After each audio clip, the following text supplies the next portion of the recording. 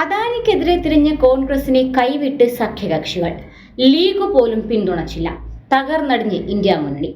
സർക്കാരിന് മുൻപിൽ അടിയറവ് പറഞ്ഞ് കോൺഗ്രസ്. വ്യവസായ ഭീമൻ അദാനിയെ മുട്ടുകുത്തിക്കാനിറങ്ങിയ കോൺഗ്രസിന് എട്ടിന്റെ പണി കൊടുത്ത് ഇന്ത്യ മുന്നണിയിലെ സഖ്യകക്ഷികൾ. അദാനിക്കെതിരെ പാർലമെന്റിന്റെ ഇരുസഭകളിലും പ്രതിഷേധമുയർത്തുന്നതിൽ നിന്നും മുന്നണിയിലെ സഖ്യകക്ഷികൾ വിട്ടുനിന്നതോടെയാണ് കോൺഗ്രസ് പ്രതിസന്ധിയിലായത്. ഇതോടെ നിലവിലുള്ള അജണ്ടകൾ മാറ്റിവെച്ച് അദാനിയുടെ അഴിമതി ചർച്ച ചെയ്യണമെന്ന ആവശ്യത്തിൽ നിന്ന് കോൺഗ്രസ് പിന്നോക്കം പോകേണ്ടി വന്നു. മറ്റ് അജണ്ടകൾ മാറ്റിവെച്ച് അദാനി വിഷയത്തിൽ അടിയന്തര ചർച്ച ആവശ്യപ്പെട്ട് നോട്ടീസ് നൽകാൻ കോൺഗ്രസ് എംപിമാർ മാത്രമാണ് ഉണ്ടായിരുന്നത്. പാർലമെന്റ് സമ്മേളനത്തിന്റെ ഒന്നാം ദിവസം തന്നെ സഖ്യത്തിലെ മൂന്നാമത്തെ വലിയ കക്ഷിയായ തൃണമൂൽ കോൺഗ്രസ് അദാനി വിഷയം ഏറ്റെടുത്തില്ലെന്ന് മാത്രമല്ല, ഇതുന്നയിച്ച് സഭ സ്തംഭിപ്പിക്കുന്നതിനെ പരസ്യമായി എതിർക്കുകയും ചെയ്തിരുന്നു. കോൺഗ്രസിന്റെ റബ്ബർ സ്റ്റാമ്പ് ആകാൻ തങ്ങളില്ലെന്നും തൃണമൂൽ കോൺഗ്രസ് വ്യക്തമാക്കി. പാർലമെന്റിൽ അഴിമതിയെക്കുറിച്ച് ചർച്ച ചെയ്യണമെന്ന കോൺഗ്രസിന്റെ ആവശ്യത്തെ പിന്തുണയ്ക്കാനും തങ്ങളില്ലെന്ന നിലപാട് TMC എടുത്തുവെന്നാണ് ലഭിക്കുന്ന വിവരം. പാർലമെന്റ് നടക്കണമെന്നാണ് തങ്ങൾ ആഗ്രഹിക്കുന്നതെന്നും എങ്കിലേ പശ്ചിമ ബംഗാളിലെ ജനങ്ങളുടെ പ്രശ്നങ്ങൾ ഉന്നയിക്കാനാകൂ എന്നുമാണ് തൃണമൂൽ കോൺഗ്രസിലെ മുതിർന്ന നേതാവ് നിലപാടെടുത്തിരിക്കുന്നത്.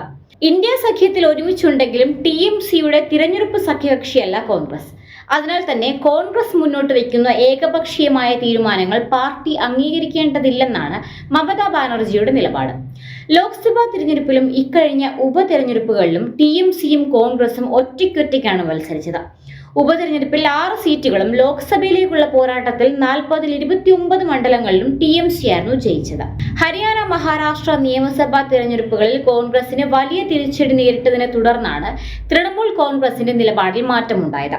ഇന്ത്യ സഖ്യത്തിലെ രണ്ടാമത്തെ വലിയ കക്ഷിയായ സമാജ്വാദി പാർട്ടി ആദ്യ ദിനം മുതൽ തിങ്കളാഴ്ച വരെയും ഇരുസഭകളും സ്തംഭിപ്പിക്കാൻ ഇറങ്ങിയതും നോട്ടീസ് നൽകിയതും സമ്പൽ വർഗീയ സംഘർഷം ചർച്ച ചെയ്യണമെന്നാവശ്യപ്പെട്ടായിരുന്നു.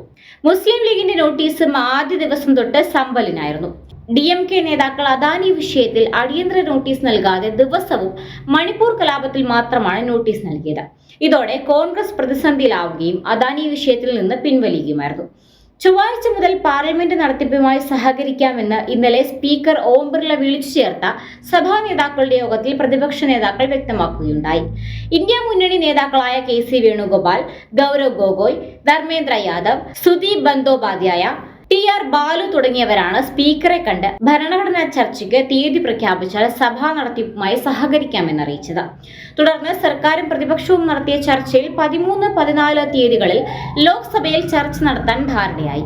ഇതിനുശേഷം സ്പീക്കർ വിളിച്ചു ചേർത്ത സഭാ നേതാക്കളുടെ യോഗത്തിൽ പാർലമെന്ററി കാര്യമന്ത്രി കിരൺ റിജിജു തീയതി പ്രഖ്യാപിച്ചതോടെയാണ് ഭരണ പ്രതിപക്ഷ നേതാക്കൾ സഭാസ്തംഭനം അവസാനിപ്പിക്കാൻ ധാരണയിലെത്തിയത്. എന്നാൽ ഈ സംഭവം കോൺഗ്രസിനുണ്ടാക്കിയിരിക്കുന്ന ക്ഷീണം ചെറുതല്ല. വിവിധ സംസ്ഥാനങ്ങളിലേക്ക് നടന്ന നിയമസഭാ തിരഞ്ഞെടുപ്പുകളിൽ ദയനീയ തോൽവി ഏറ്റുവാങ്ങിയ കോൺഗ്രസിന്റെ നില പരുങ്ങലിലായിരിക്കുകയാണ്.